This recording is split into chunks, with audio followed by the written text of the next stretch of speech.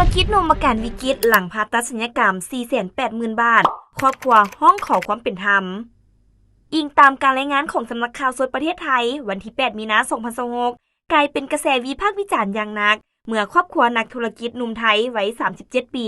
ได้เข้าเฮียกห้องต่อเพจสายใหม่ต้องรอดภายหลังเข้ารับการผ่าตัดศัลยกรรมดังและค้างอยู่คลินิกชื่อดังแห่งหนึ่งซึ่งมีค่าใช้จ่ายสูงถึง 480,000 บาทแต่เกิดอาการแทรกซ้อนจนอยู่ในขั้นวิกฤตและยังบ่ทันฟื้นตัวเหตุการณ์เกิดขึ้นในวันที่ 4 มีนาที่ผ่านมาภายหลังการผ่าตัดสำเร็จผู้ป่วยมีอาการผิดปกติอย่างรุนแรงเช่นหัวใจเต้นไวระดับคาร์บอนไดออกไซด์ในร่างกายสูงและหมักไขหลังล้มเหลวกระทันหันปัจจุบันผู้ป่วยต้องใส่เครื่องช่วยหายใจและฟอกหมักไขหลังเพื่อประคองอาการอยู่ห้องหมอ